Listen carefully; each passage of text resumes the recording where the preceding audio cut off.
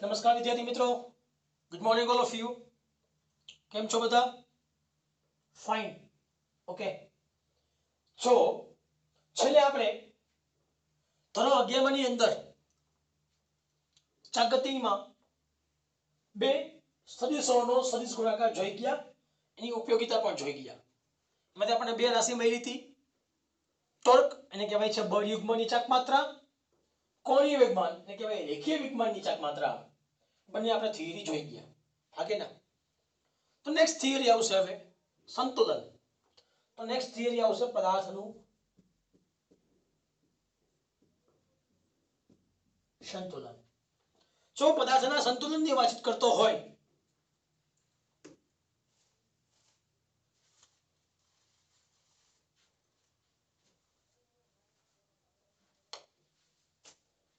જો પદાર્થના રેખીય સંતુલનની વાતચીત કરતો હોય તો રેખીય સંતુલન માટે પદાર્થ ગતિ કરી શકતો હશે નહીં.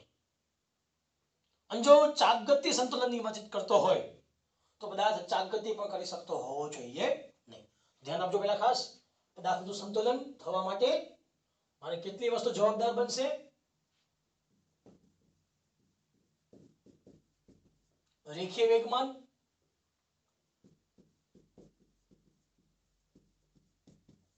અને કોણીય વેગમાન. શું આવશે? રેખીય વેગમાન અને કોણીય વેગમાન. એ કેવું થવું જોઈએ તમારું?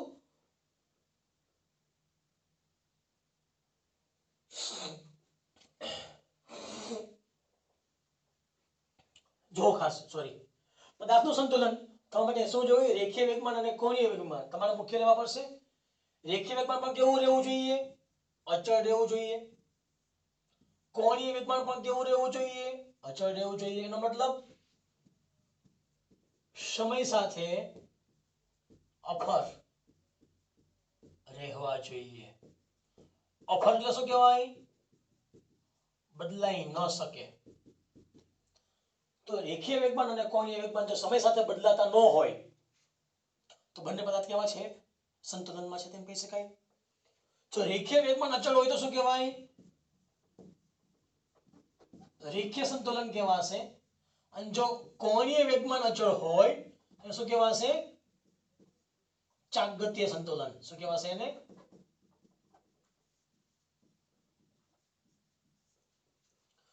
જો પદાર્થનો રેખીય વેગમાન અચળ હોય તો રેખીય સંતુલન કહેવાય. અને કોણીય વેગમાન જો અચળ રહેતો હોય તો શું કહેવાશે? ચાકગતીય સંતુલન. જો રેખીય સંતુલન હોય તો બાહ્ય બળ કેવું કહેવાશે? F બરાબર 0. જો બાહ્ય બળ F બરાબર 0 હોય એનો મતલબ રેખીય પ્રવેગ પણ કેટલો હશે? 0 હશે. જો કોઈ પણ તંત્ર એ રેખમાં સમય સાથે રેખીય વેગ પણ અચળ રહેતું હોય તો રેખીય પ્રવેગ 0 થશે, બાહ્ય બળ કેટલું થશે? 0. નો મતલબ કહેવાય fx, fy, fz બરાબર 0 તો ax, ay, az પણ કેટલા થશે? 0 થશે. એવી રીતે તો ચાકગતીય સંતુલન હોય તો ટોક કેટલો કહેવાશે? 0. જો ટોક 0 હોય તો કોણીય પ્રવેગ આલ્ફા કેટલો થશે? 0 થશે. ટોક 0 હોય ટો x, ટો y, ટો z બરાબર કેટલા થશે? 0. Alpha x, alpha y, alpha z પણ કેટલા થશે? 0. મિત્રો આ પ્રારંભિક અવસ્થા આપી. હવે ધ્યાન આપજો ખાસ.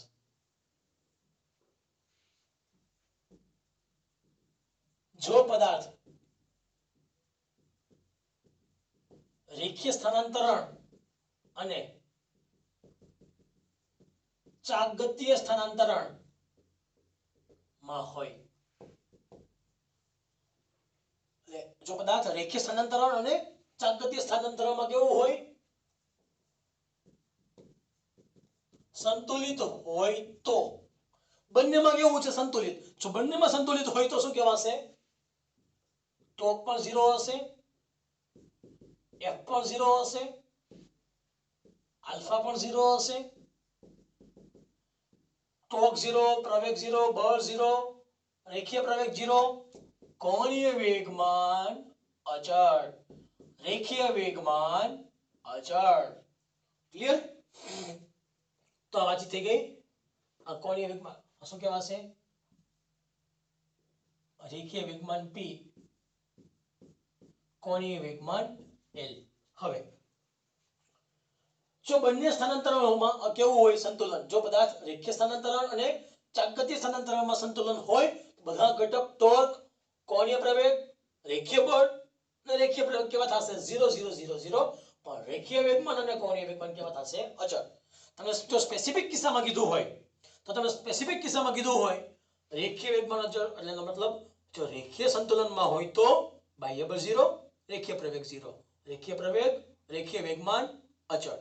પણ જો કોણીય વેગમાન સંતુલન કીધેલું હોય તો ટોર્ક 0, કોણીય પ્રવેગ 0, કોણીય વેગમાન અચળ. ક્લિયર?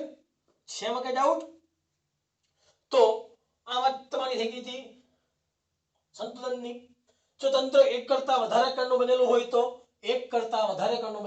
તમારે લખવાનું હોય sigma, sigma fx, sigma fy, sigma fz. એક કરતા વધારે કણનું હોય તો ચાકગતિમાં સિગ્મા ટો, સિગ્મા ટો, સિગ્મા ટો z. અહીંયા રેખીય એ આ સિગ્મા એ, અહીંયા સિગ્મા આલ્ફા.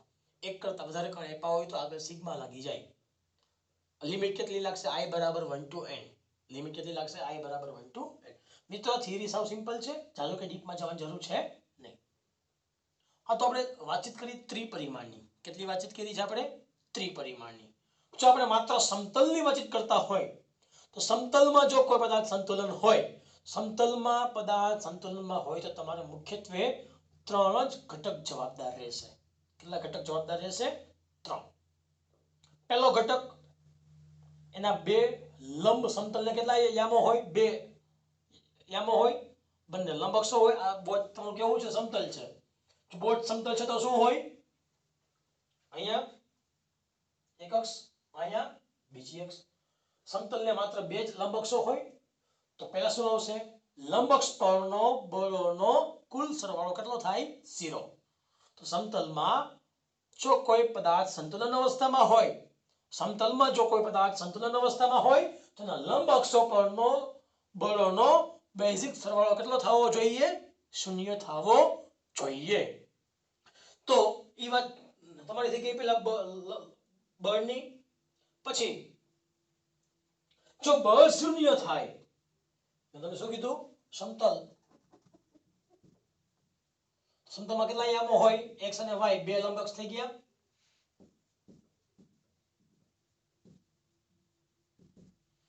બે લંબ અક્ષો પરનો બળનો બેઝિક સરવાળો કેટલો થાય? 0 થાય.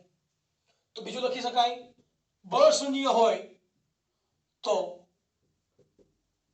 બંને અક્ષ પરનો ટોક પણ કેટલું થશે? 0 થશે. ક્લિયર? પણ હજુ મને વ્યવહારિક એક્ઝામ્પલ જોવા હોય. વ્યવહારિક એક્ઝામ્પલ પહેલું,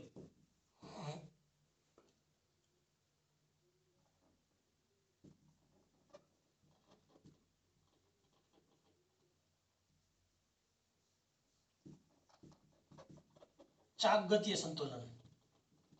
શેમાં લઉં છું? ચાકગતીય સંતુલન. ધ્યાન આપજો, એક્ઝામ્પલ લઉં છું. એક્ઝામ્પલ છે બુકમાં આપ્યું એ મુજબ. આ એક પદાર્થ આપ્યો છે.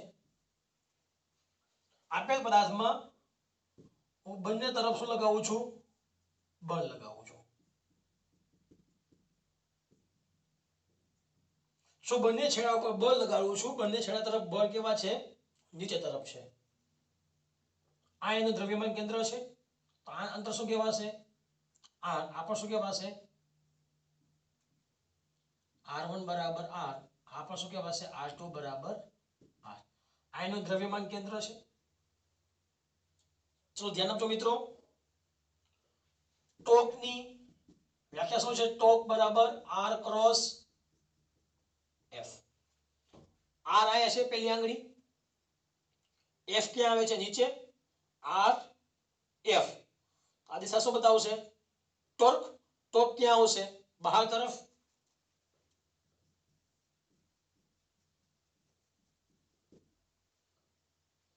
અહીંયા જોવો જી આ પહેલી આંગળી આર, બીજી આંગળી એફ, અંગૂઠો ક્યાં આવે છે અંદર, અંદર આવે તો શું કહેવાશે માઈનસ, અંદર તરફ હોય તો શું કહેવાય માઈનસ. એનો મતલબ આ જોવો જી આર આઈએફ આ ક્યાં આવશે બહાર, તમે આમ કરશો ને આમ તમે ફેરવો આવી રીતે, પહેલા શું આવે છે આર, પછી શું જાય છે એફ છે, આવી રીતે તમે આમ ફેરવો દિશા કઈ કહેવાશે વિષમઘડી દિશામાં.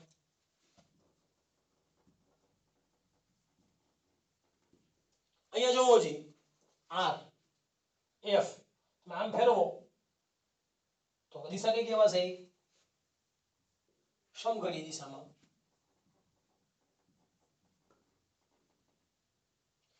યાદ રાખજો વિષમઘડી દિશામાં ટોક હંમેશા પ્લસ લેવાનો, વિષમઘડી દિશામાં ટોક કેવું લેવાનું પ્લસ, સમઘડી દિશામાં ટોક કેવું લેવાનું માઈનસ.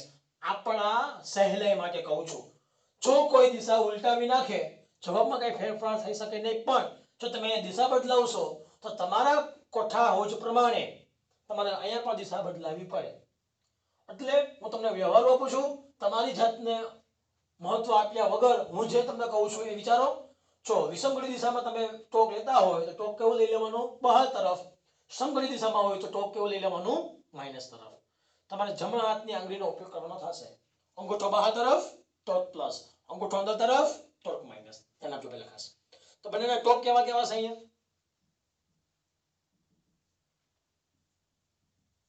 અહીં ટો1 અને ટો2 બંને કેવા છે વિરુદ્ધ દિશામાં છે. કુલ ટોક કેટલું કહેવાશે 0. કુલ ટોક 0 થશે પદાર્થ શેમાં આવી ગયો ચાક ગતિય સંતુલનમાં છે.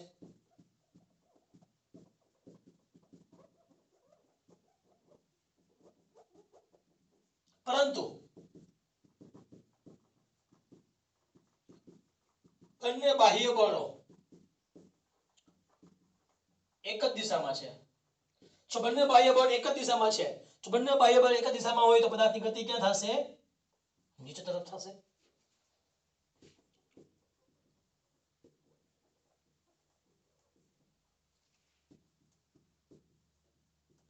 પદાર્થ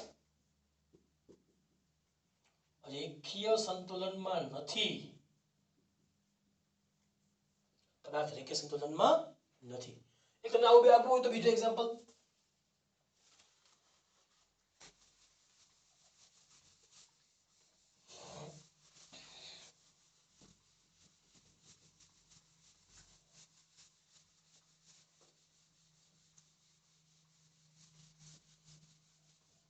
બીજું એક્ઝામ્પલ જોવો પેલા ખાસ. હું વાત કરું છું રેખીય સંતુલનની. કોની વાતચીત કરું છું? રેખીય સંતુલન માટે. જો રેખીય સંતુલન હોય તો જોજો પેલા ખાસ, એક પદાર્થ છે, એક બળ અહીંયા આપું છું, એક બળ ઉપર તરફ આપું છું. અહીંયા શું બતાવે છે R1 બરાબર R, R2 બરાબર R. જોજો પેલા ખાસ, અહીં બંને બળો સમાન મૂલ્યના અને પરસ્પર વિરુદ્ધ દિશાના હોવાથી કુલ બળ કેટલો કહેવાશે 0. કુલ બળ 0 થઈ ગયું. જો કુલ બળ 0 થશે પદાર્થ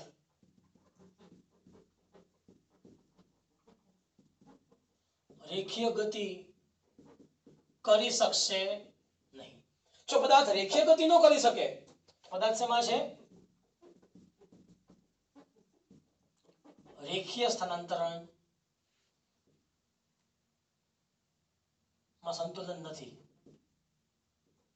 સંતુલિત છે. ક્લિયર? પણ હવે જો ચાક ગતિ માટે જોવો જી, પેલા સૂત્ર કઈ લઉં છું, ટો બરાબર R ક્રોસ F. ટો બળ ટોક માટે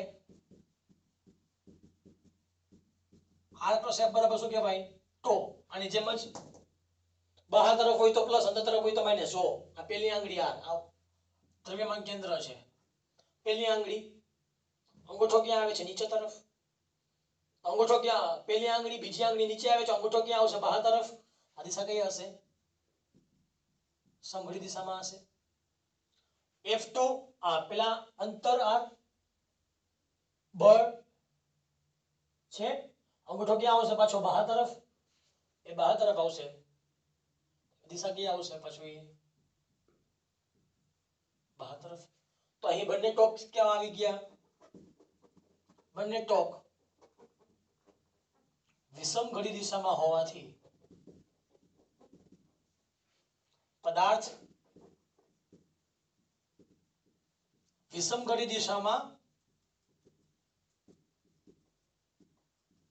પરિભ્રમણ કરશે થઈ ગયું એક્ઝામ્પલ આવું તમે કદાચ એક્ઝામ્પલ જોયું હશે આનો જ તમે કોઈ પણ બોટલ હોય તમે ઢાંકણું ખોલો ઢાંકણું ખુલે છે વર્તુળમાં ગતિ કરશે ઢાંકણું રેખીય ગતિ કઈ કરવા લાગતું નથી જોઈ છો બધા એક્ઝામ્પલ આ તો આવા ઘણા બધા એક્ઝામ્પલ છે કે જેમાં તમે ચાકગત્ય સંતુલન અને રેખીય સંતુલન પણ અનુભવી શકો ચકડોળ છે તમે બગીચામાં ફરવા જાઓ તો અહીંયા તમને ચીચોવો આપેલો હોય ચીચોવો એટલે શું કહેવાય ઉચ્ચક નીચક એક બાજુ ઊંચો થાય બીજો નીચે આવે હા કે ના એમ કહેવાય ચીચોવો એ પણ શું છે એ રેખીય સંતુલન બતાવે છે ચાકગત્ય સંતુલન છે નહીં તો આવા એક્ઝામ્પલ તમે તમારી રીતે પણ ઘણા બધા આપી શકો હવે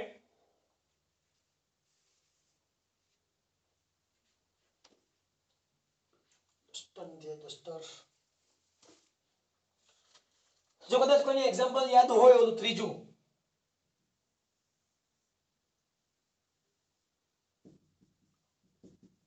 જે હોકાયંત્ર છે હોકાયંત્રમાં જે સોય છે આ હોકાયંત્ર છે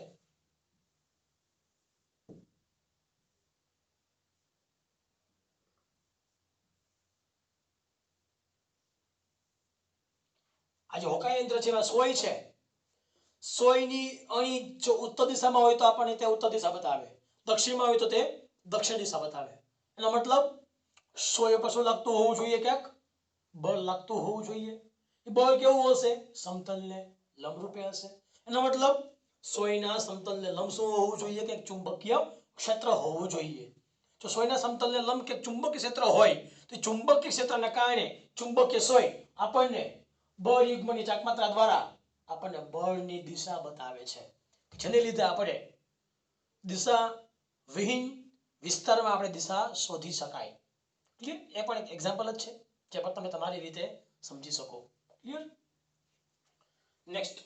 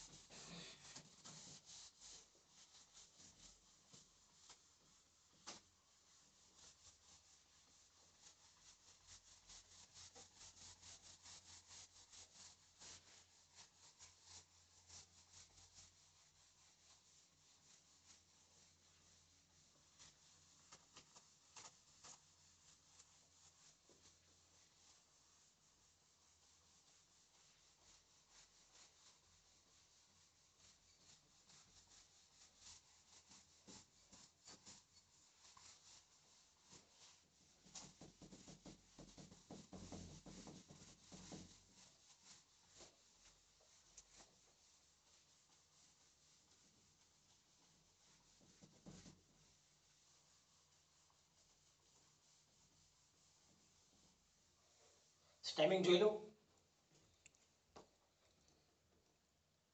ઓકે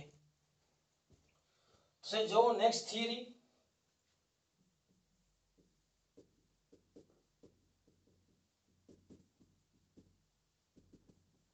ચાકમાત્રાનો સિદ્ધાંત નેક્સ્ટ થિયરી કઈ આવે છે ચાકમાત્રાનો સિદ્ધાંત તો મિત્રો યાદ રાખજો આ ચાકમાત્રાનો સિદ્ધાંત શું બતાવે છે તો ચાકમાત્રાનો સિદ્ધાંત એ બતાવશે કે તંત્ર રેખીય સંતુલનમાં હોવું જોઈએ તંત્ર શેમાં હોવું જોઈએ રેખીય સંતુલનમાં હોવું જોઈએ એક એક્ઝામ્પલ લઉં છું ચીચો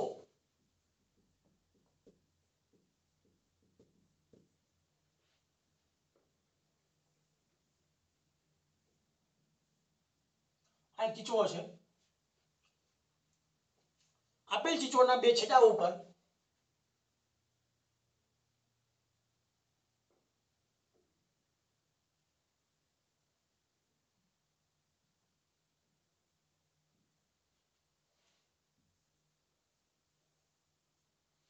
એક લીટી છે, બહારનું ખોલી નાખું.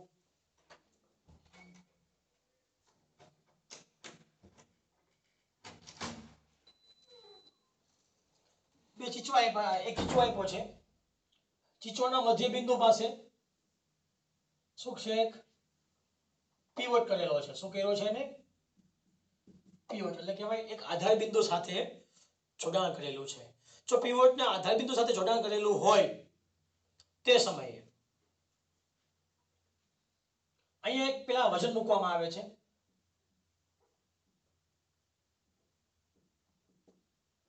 જો અહીંયા વજન મૂકવામાં આવે તો અહીંયા કંઈક વજન લાગશે, અહીંયા બળ કયું લાગશે? F1.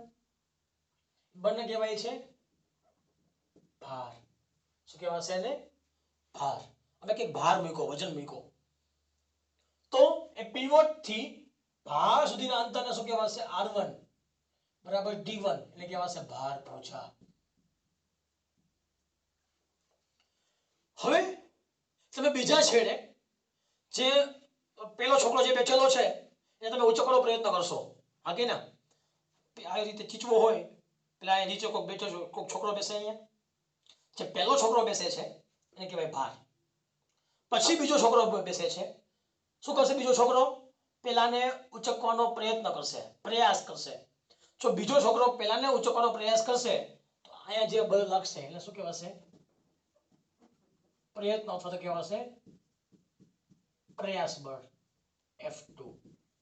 તો પ્રયાસ બળથી જે બીજું પીવોટ બિંદુ છે એ કહેવાશે R2 બરાબર D2 એટલે કહેવાશે પ્રયાસ ભુજા. શું કહેવાશે એને? પ્રયાસ ભુજા. અને પીવોટ થી એક બીજું બળ લાગતું હશે, કયું હશે? લંબ બળ R. લંબ બળ આધાર. આધાર બિંદુથી ઉપર તરફ લાગતું બળ કયું કહેવાશે? લંબ બળ R. તમે પીવોટ ક્યાંક જમીન સાથે જોડેલો હશે. હવે જો અહીંયા રેખીય સંતુલનમાં હોય તો શું કહેવાય? Sigma F is equal to કેવા થવા જોઈએ? 0. સિગ્મા F બરાબર 0 એનો મતલબ કે ઉપરના બળ બરાબર નીચેના બળ, તો ઉપરના બળ માઈનસ નીચેના બળનો સરવાળો.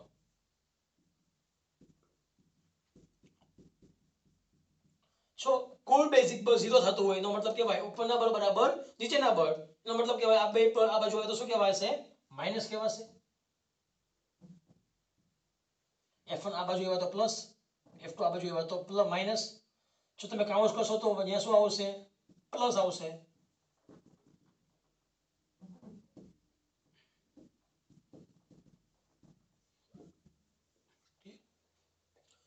હવે જો મારે એને ચાકગતીય સંતુલન કરવું હોય તો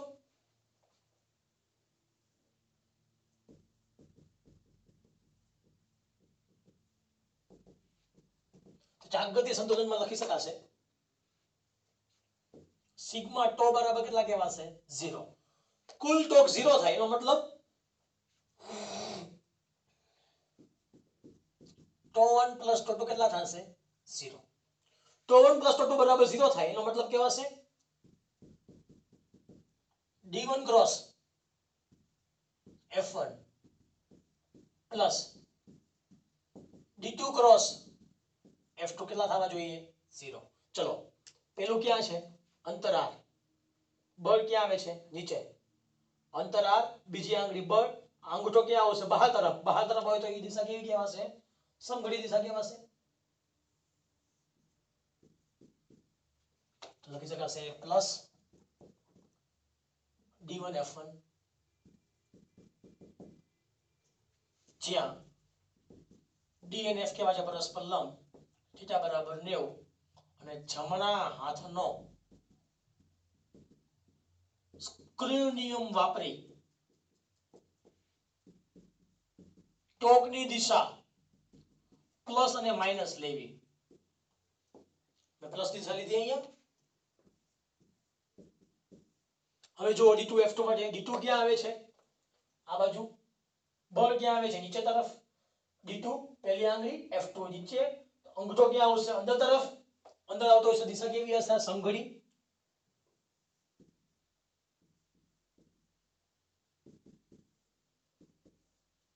લખી શકાશે માઇનસ D2 F2 બરાબર 0. માઇનસ આ બાજુ આવે તો લખી શકાય D1 F1 minus D2 F2 બરાબર 0. માઇનસ આ બાજુ આવ્યા તો પ્લસ. હવે F2 પ્લસ આ બાજુ આવ્યા તો અંશ છેદમાં, F2 પ્લસ અંશમાં છે, આ બાજુ આવ્યા તો છેદમાં, D1 અંશમાં છે, આ બાજુ આવ્યા તો છેદમાં. તો F1 by F2 ને શું કહેવાશે? મિકેનિકલ એડવાન્ટેજીસ, યાંત્રિક લાભ. ક્લિયર? તો તમારી સાવ સિમ્પલ થિયરી છે મિકેનિકલ એડવાન્ટેજીસ, યાંત્રિક લાભ. નો મતલબ વ્યાખ્યા શું કહેવાય? F1 નો મતલબ શું કહેવાશે? ભાર છેદમાં ભાર બળ છેદમાં પ્રયાસ બળ, અથવા તો કહેવાશે પ્રયાસ ભુજા છેદમાં ભાર ભુજાના ગુણોત્તરને મિકેનિકલ એડવાન્ટેજીસ, યાંત્રિક લાભ કહેવામાં આવે છે. જો મિકેનિકલ એડવાન્ટેજીસ કેવો હોય? એક કરતા મોટો હોય. જો મારે મિકેનિકલ એડવાન્ટેજીસ એક કરતા મોટો લેવો હોય તો શું લેવું પડે? મારે D2 એ D1 કરતા મોટો લેવો પડે. મારે જવાબ શું જોઈએ છે? એક કરતા મોટો. જો મારે જવાબ એક કરતા મોટો જોતો હોય તો અંશ કેવો હોવો જોઈએ? મોટો. છેદ કેવો થવો જોઈએ? નાનો. એનો મતલબ કે ભાઈ અંશ કોણ છે? D2, છેદ કોણ છે? D1, અથવા તો અંશ કોણ છે? F1. એનો મતલબ જો મારે મિકેનિકલ એડવાન્ટેજીસ, યાંત્રિક લાભ એક કરતા મોટો લેવો હોય તો ભાર એ વજન પ્રયાસ કરતા કેવું હોવું જોઈએ? વધારે હોવું જોઈએ. એથી ઉલટું જો મિકેનિકલ એડવાન્ટેજીસ એક કરતા નાનો લેવો હોય, એક કરતા નાનો હોય તો છેદ મોટો થશે, અંશ કેવો થશે? નાનો. જવાબ એક કરતા નાનો બનશે. જવાબ એક કરતા નાનો ક્યારે બને? અંશ નાનો હોય તો. અંશ નાનો ક્યારે થશે? D2 less than D1. અંશ નાનો F1 less than F2. તો મિત્રો તમે સરળતાથી તમે શીખી શકો કે તમે જ્યારે બગીચામાં ઉચક નીચક કરવા જાઓ છો ત્યારે તમે કોકને ઉચકો તો ઉચકવા માટે તમારી પાસે શરત કેવી હોવી જોઈએ? ક્લિયર છે? કઈ થિયરીમાં કઈ ડાઉટ? સાવ સિમ્પલ થિયરી હતી મિત્રો. હવે આપેલ થિયરીને અનુરૂપ એક દાખલો આવે છે. ક્લિયર? દાખલો આપણે જોઈએ પાછું. ટાઈમિંગ પેલા જોઈ લઉં કેટલા વાગ્યા ટાઈમિંગમાં. ચલો વાંધો નહીં આવે, થઈ જશે દાખલો.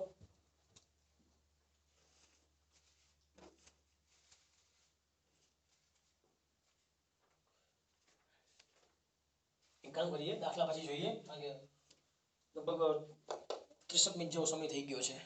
Thank you.